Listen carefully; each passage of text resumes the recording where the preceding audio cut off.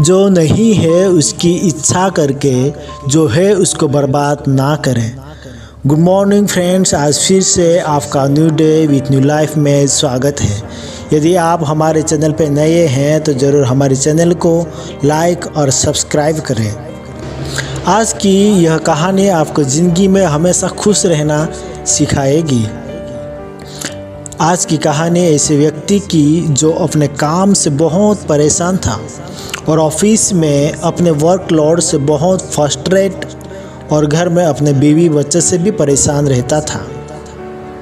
वह उसकी डांट से बहुत दुखी था। इस तरह से वह अपनी ज़िंदगी से पूरी तरह से थक चुका था। वह कभी भी दोस्तों रिश्तेदारों से बात नहीं करता था। अगर उनका फ़ोन आता था तो वह हमेशा यह सोचता था कि उनका फ़ोन क्यों आ रहा है। उसने पूरी तरह से अपने आप को खो दिया था। उसकी लाइफ में कुछ भी एक्साइटेड और क्रेजी नहीं था। उसको हमेशा यह लगता था मैं हूँ या नहीं हूँ बराबर है। एक बार की बात है, संडे का दिन था। वह अपने घर पर ऑफिस का काम कर रहा था। तभी उसका बेटा आता है और बोला, पापा मुझे होमवर्क करवा दीजिए। और वह व्यक्ति हमेशा की तरह थका हारा परेशान अपने ऑफिस का काम कर रहा था और उसने बच्चे को डांट दिया और कहा कि मैं अपने ऑफिस के काम करूं या घर पर बैठकर तुम्हारे काम करूं। बच्चे का मुंह उतर जाता है और वह अपने रूम में चला जाता है। थोड़ी देर बाद में उस आदमी को रियलाइज़ होता है कि मैंने शायद बच्चे को गलत ही डांट दिया। मुझे एक बार जाकर उसका होमवर्क कंप्लीट करवा देना चाहिए। वह जब कमरे में जाता है तो देखता है कि वो बच्चा तो सो चुका है। उसकी होमवर्क की कॉपी उसके पास पड़ी होती है। वो सोचता है कि देख लेते हैं इसमें होमवर्क कंप्लीट किया है कि नहीं। वो कॉपी देखता है और उसमें लिखा होता है निबंध लिखे। उस निबंध का टाइटल होता है ऐसे काम जो आपको शुरू में तो अच्छे नहीं लगते हैं पर धीरे धीरे अच्छे लगने लगते हैं। बच्चे ने उसमें पहला पॉइंट लिखा होता है थैंक यू सो मच।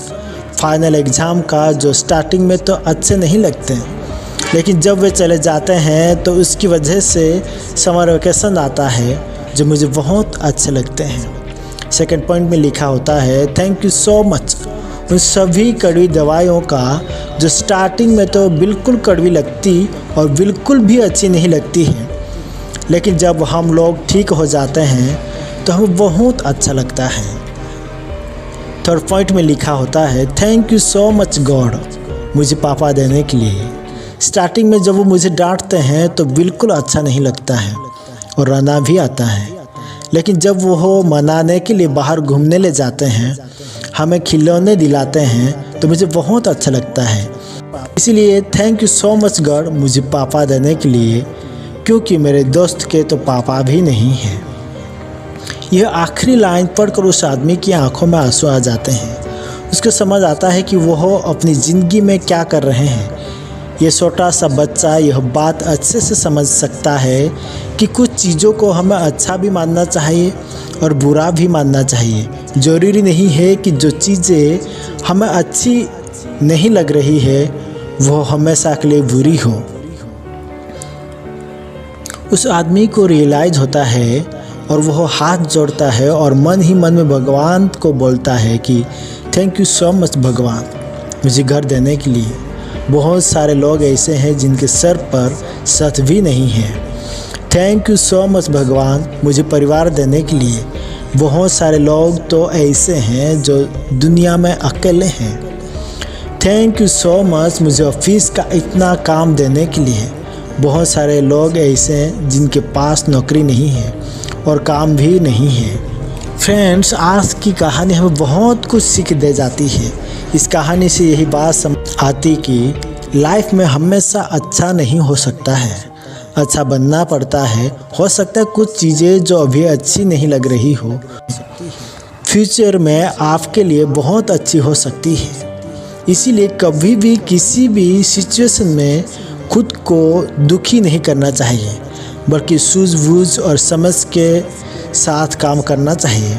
हमेशा धैर्य रखना बहुत ज़रूरी होता है और ख़ुद को पॉजिटिव रखना इससे भी ज़्यादा ज़रूरी है। हमेशा मोटिवेट करते रहिए और आगे बढ़ते रहिए। लाइफ में ये भी वक्त जो बुरा है वो भी गुजर जाएगा और हमेशा मुस्कुराते रहिए। इसीलिए जो नहीं है उसकी इच्छा करके जो है उसको बर्बाद ना करें।